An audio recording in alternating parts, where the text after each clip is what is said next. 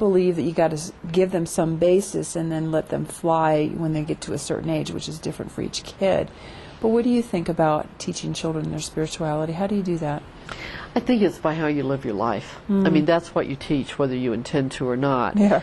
So I think that if a regular part of your life is prayer, or meditation, or going out in nature and communing with God, or going to a specific church or synagogue or whatever, I think that if that is just a part of your lifestyle, that's what the child will learn.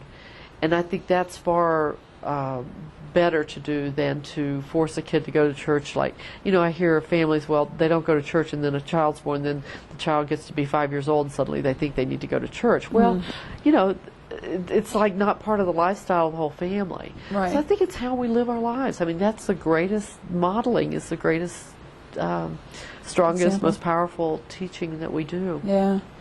A lot of times, I guess, people think as a parent that when they have a child, they want to expose them to, I mean, not only in their spiritual life, but a lot of different things. They want to expose them to their, you know, music and art and, of course, you know, the academics. But I guess a lot of people think that we should also present them with all the religions and say, here, let's try this religion out. And what do you think about that? If some people think that once they have a kid, it's different, and so some people do that with their children. I think that it's very important to expose children to all the religions. You know, I wear this pendant that depicts all the major religions of the world, including the Native American bear fetish. Right. I mean, to me, you know, it's kind of frightening to me, the thought of raising a child and trying to teach them that there's only one path, and it's the only way. Because then, if it doesn't resonate with them, then there's guilt and all that stuff if they wander away from it. Sure. But I think it's about values. It's about spiritual principles. And again, I think that openness, that, you know, if a child hears other religions criticized and condemned or whatever in their home, then that's a disservice somehow. You know, that all paths are there, and to even try different services. You know, sure. I think it's a great idea. Well, kids get exposed to so many different things when it comes to different racial groups who they go to school with, economic groups, obviously, and of course there's the different religious practices that kids find out from their friends in their classroom. And I just think that discussing it with, you know, someone at home and making them aware that, that's another option. You know, that's another option for you. Is there an age you think that a kid will be able to say, okay, I'm going to go this route or not, and then the parent steps back and lets them take over? Do you know about, what would you say about that?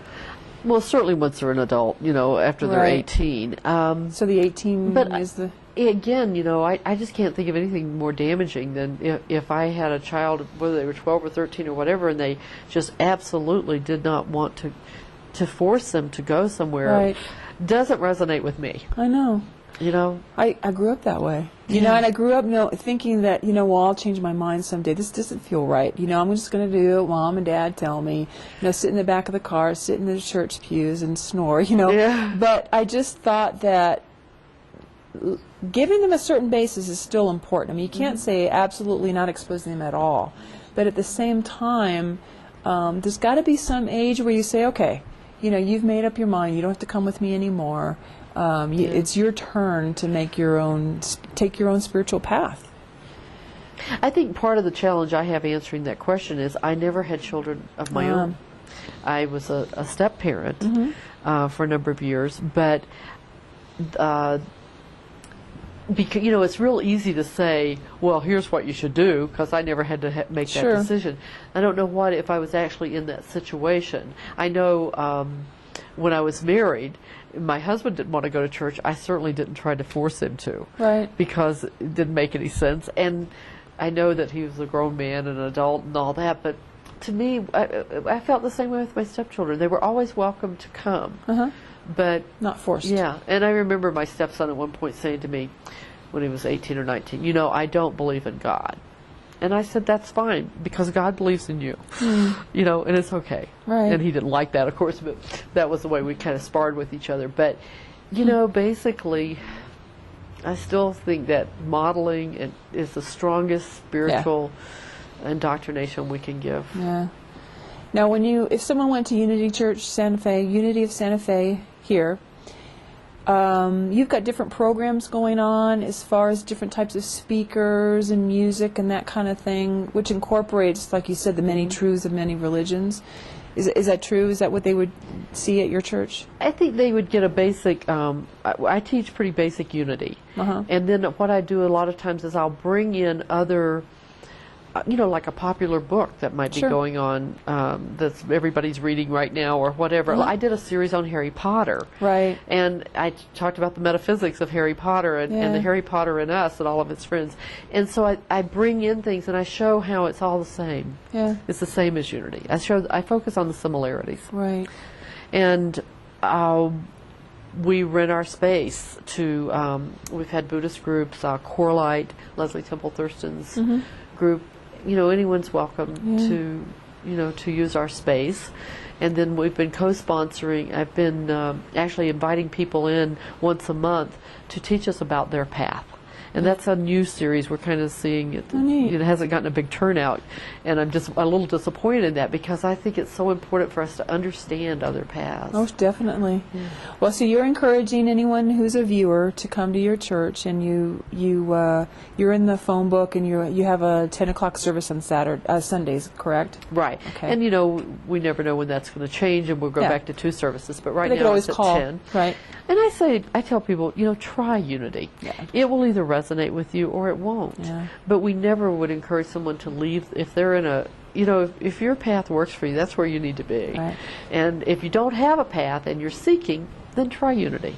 Thank you so much for coming on the show. I really appreciate it. I've enjoyed it. And we'll be back in just a moment.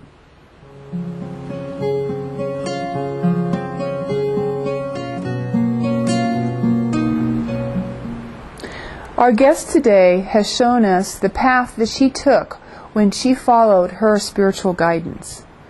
I hope the courage that she had to change her life and follow her guidance inspires you as well. My name is Eileen Richardson with The Balanced Life.